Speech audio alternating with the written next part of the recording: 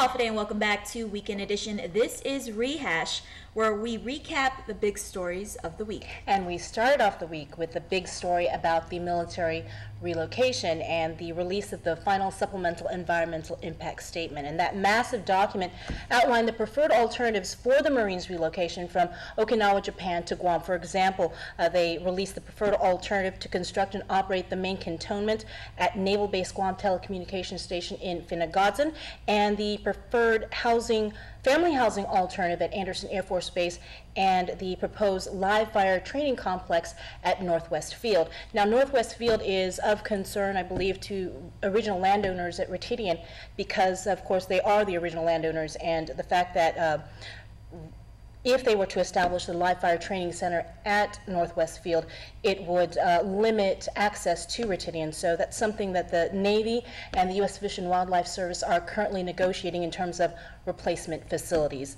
All this week, we saw the Joint Guam Program Office meet with island leaders such as the governor and the legislature and the mayor's council, briefing them on the impact of the final SCIS, and a record of decision is due out at the end of next month. And speaking of federal issues, Issa, you covered a story regarding the VA. Yes, as you know, there's been a lot of controversy regarding the Choice Card program here in Guam. A lot of veterans were having trouble accessing the program. Well, this week, Tom Driscoll from the VA and Carl Kiyokawa from TriWest came on island to clarify some of these issues.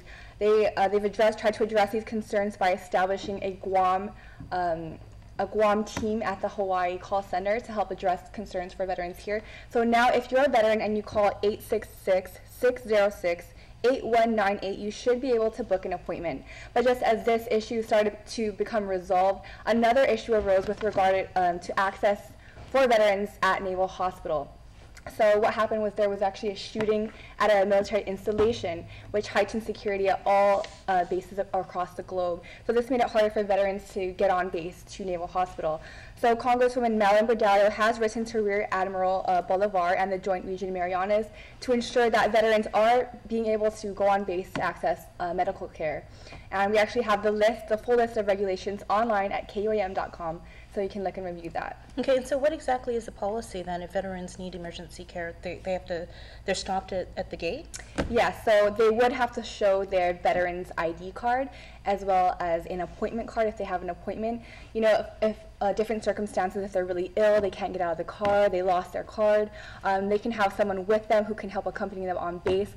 Or if it's an emergency, they would have to be assessed by an ambulance before going to the ER.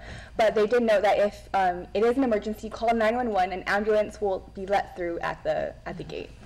Okay, well, another big story this week was the announcement by the Consolidated Commission on Utilities that there's a new general manager of the Guam Power Authority, that being Mr. John Benavente. And so he officially replaces Joaquin Flores, who retired from GPA after decades there last September.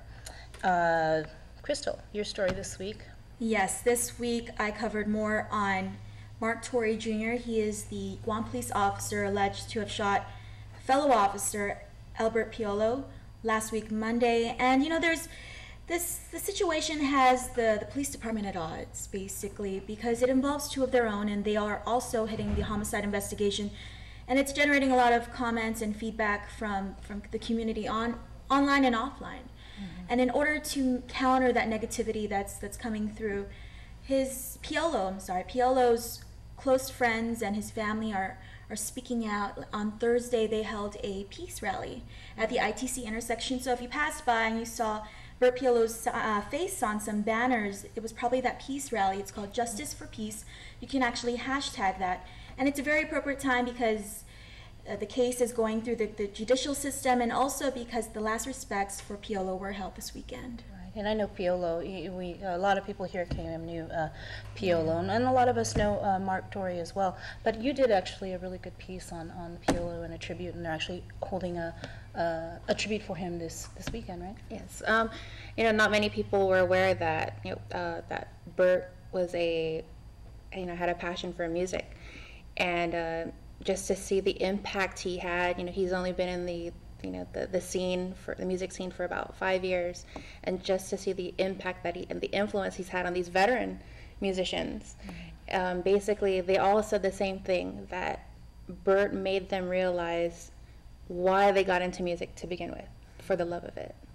And it was a hard piece to do, but at the same time, everyone coming together and just sharing the memories that they had with Bert. Well, no, it was a great piece. I know you were friends with him. It's a tearjerker. Yeah. Well, if you have stories or pictures, videos you'd like to share with the news team, please send us a message or tag us on Facebook. And also you can just do it the old-fashioned way now these days. Email us at reporters@kuam.com. More when Weekend Edition returns.